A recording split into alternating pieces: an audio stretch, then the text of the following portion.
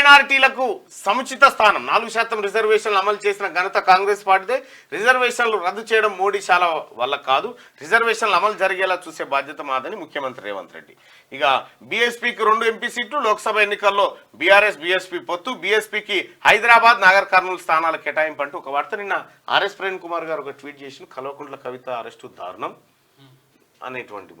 ఇక దినదిన గండం నూరేళ్ళ ఆయుస్ అన్నట్టుగా ప్రతిరోజు దిగజారిపోతున్నారు ఆర్ఎస్పీ గారు కదా, ప్రతిరోజు దిగజారి. మీరే కదా ఆనాడు చెప్పింది కల్వకుంట్ల ఫ్యామిలీ ఏ రకంగా దోపిడీ చేసిందని, బీద బలైన వర్గాలకు ఎట్లా అన్యాయం జరిగింది, నిరుద్యోగులకు ఎట్లా అన్యాయం జరిగింది, అరే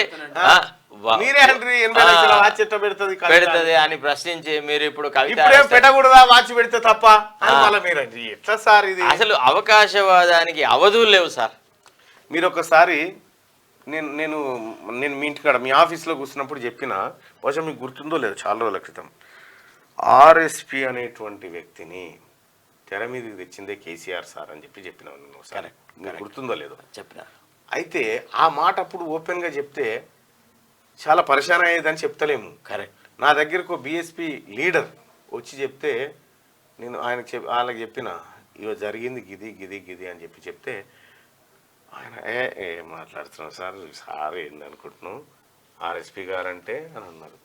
మీకు తెలియదు ఈ కథ అంతా అని చెప్పి. అయితే నాకు వీళ్ళిద్దరి మధ్య డీల్ జరిగిన సందర్భంలోనూ 3వ వ్యక్తి ద్వారా తెలిసింది నాకు. మీకు క్వశ్చన్ చెప్పాలా? ఎప్పుడు చాలా రోజుల క్రితం. మొన్న టికెట్లు పంచినప్పుడు ప్రతి వ్యక్తి నుంచి 10 లక్షలు తీసుకున్నాడు.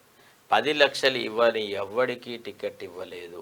చాలా మంది నాతో పాటు చెప్పినారు, మన వాళ్ళు ఒకప్పుడు మన క్యూ న్యూస్ టీంతో జత అయి ఉన్నవాళ్ళు బీఆర్ఎస్లో బీఎస్పీలో చేరి టికెట్ కోసం మనం ఆడిట ప్రయత్నం చేసేవాళ్ళు.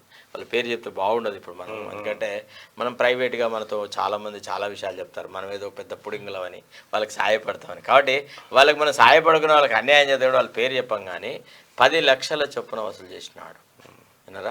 మరి పోనీ బీఎస్పీకి కనీసం ఒక 4-5 సీట్లు అడిగినాడా? కాదు సార్, అక్కడ విషయం ఏంటంటే నేను దాన్ని డీప్గా అబ్జర్వ్ చేస్తుంటే, ఇప్పుడు కాంగ్రెస్ పార్టీ ఒక సభ పెట్టిందంటే ఆర్టీసీ వాళ్ళని బస్సులు ఇయ్యనియరు, ప్రైవేట్ బస్సులు ఇయ్యనియరు, అసలు వాళ్ళ సభకి ఎవరిని జనాన్ని పోనీయకుండా ఊర్లో కట్టడి చేస్తారు. బీఎస్పీ సభకు మాత్రం పోలీసులు దగ్గరుండి అన్ని వ్యవహారాలు చూస్తారు. అదే కదా మీకు వచ్చింది సార్. ఫస్ట్ నేను చెప్పిన ఖచ్చితంగా ఆర్ఎస్ ప్రవీణ్ ఓడిపోతాడు అని చెప్పిన వ్యక్తిని నేను